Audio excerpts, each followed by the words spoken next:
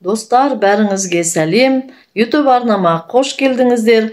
Бірінші бөлімде детоксты кімдерге қолдануға болмайтыны айтылған, соған қосымша тағы айта кетейін. Созылмалы асқазан ішек аурулары, бүйрек жеткіліксіздігі, жүрек және қан тамырлары аурулары, қант диабеті кезінде 60 жастан асқан адамдарға операциядан кейінгі кезеңде детокстан өтуге болмайды. Енді бүгінгі тақырыпқа оралайын. Бүгін детокс жасағанда режим сақтаудың маңыздылығына тоқталатын боламын. Видеоны соңына дейін қарап, арнаға тіркеліп, лайк басып, қоңыраушаны баса кетіңіздер. Дене өзін-өзі тазартатын, өзін-өзі реттейтін және өзін-өзі сауықтыратын жүйе болғанына қарамастан, кейде оның бітелетіндігі соншалық, ол жиналған қалдықтар мен токсиндерді өздігінен шығара алмайды. Бұл мәселені шешудің шешімі бар, бірақ ең қарапайым және тиімді әдістердің бірі детокспен тазалану. 25 жастан астыңыз ба, детокспен тазаланып отырыңыздар. Детокс бағдарламасы ағзаны шлак пен токсиндерден тазартуға және қабынуды азайтуға бағытталған болғандықтан, детокс ішсем болды, бәр жұмыс осымен бітті деген сөз емес, сіздің тарапыңыздан да әрекеттер болуы керек. Детокс режимін сақтау қиын емес, бұл соған тұрарлық нәрсе. Нәтижесінде сіз салмақ жоғалтып қана қоймайсыз, сонымен қатар сізді мазалаған аллергиядан арыласыз, сау өңгей болып, иммунитетіңізді жақсартасыз, ал бонусқа сізге тамаша көңіл күй және жігер мен энергия берілетін болады. Енді жылына 2 рет детокстан өту ерте қартаюдың және көптеген аурулардың алдын алады. Бірінші детокс кезінде көңіл күйдің көтеріңкі болуы, ас қорыту жүйесіне ағзаға жақсы әсерін беретін болады. Музыка тыңдаңыздар, үнемі жақсы ойларды ойлаңыздар, таза ауада қыдырыңыздар, өз көңіл күйіңіздің көтеріңкі жүруіне аса мән беріңіздер. Екінші, уақытында ұйықтап тұруда маңызды. Ерте ұйықтап, ерте тұрудың ағзаға пайдасы зор. Күн сайын 8 сағат ұйықтауға тырысыңыз. Сіз ұйықтағанда дене тынышталып, тазару процесі жақсы жүреді.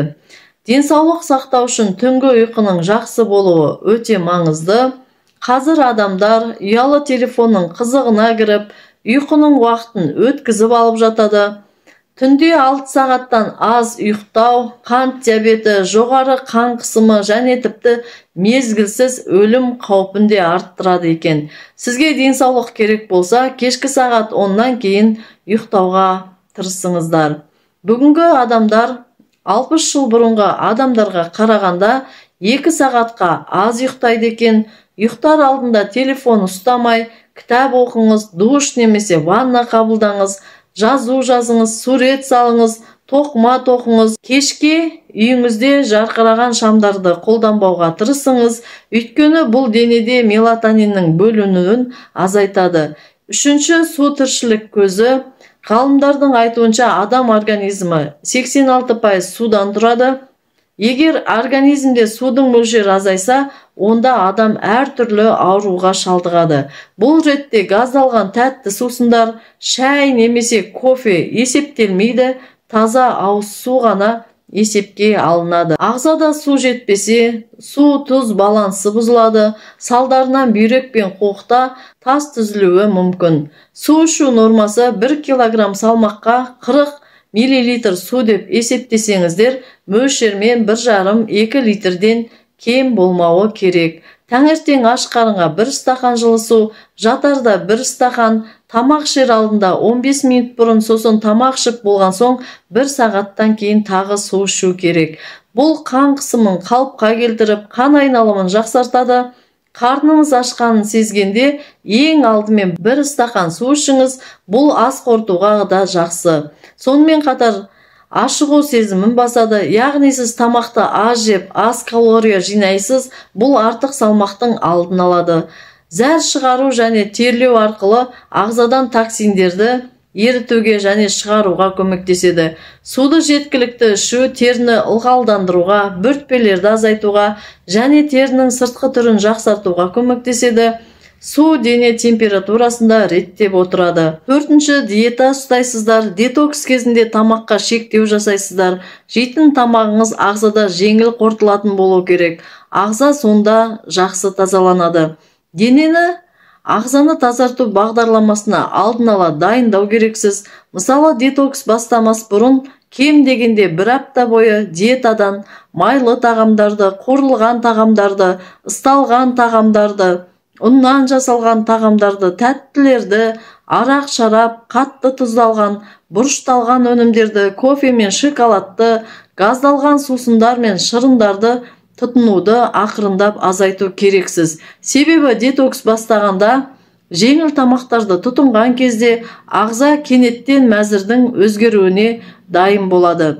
Ал егер біз өсімдік тағамдарын көбірек қолдансақ, ол зат алмасуды жылдамдатады. Көкөністер, жеміс-жидектер, жарма, майсыз сүт өнімдері, жаңғақтар, саңырауқұлақтар біздің ағзамызды ерте қартаюдан қорғайды және ішектің жұмысын жақсартады. Неге диета кезінде зиянды тағамдар диетадан шығарылады?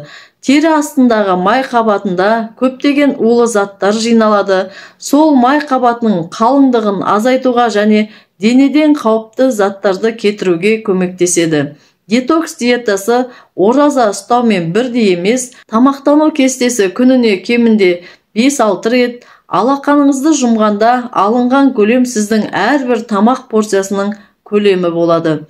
5-ші, детокс кезінде жаттығу жасайсыз. Міндетті түрде денені босаңсытасыздар. Қозғалыс ағзадағы токсиндердің шығуын тездетеді және калорияларды жағуға көмектеседі. Сонымен қатар детокс кезінде бүкіл денеге массаж алған пайдалы, бассейнге бару, таза ауада жүру пайдалы.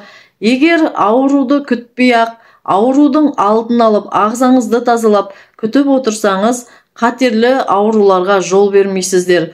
Әрине, ешкім сақтандырылмаған, десе де адам қаншалықты шамасы жетсе, соншалықты денсаулығын күткен абзал. Үнемі ағзаны тазалап тұрса, өт толмайды. Ал енді бір рет детокстан өтіп, аллергиядан құтыламын ба деп сұрайтындар жетерлік.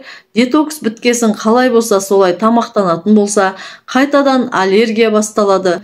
Бір рет ағзаны тазалап тастап, түн жарымында ұйқыдан тұрып, шоколад жеуді жалғастырсаңыз, бұрынғы қалыпқа түсесіз.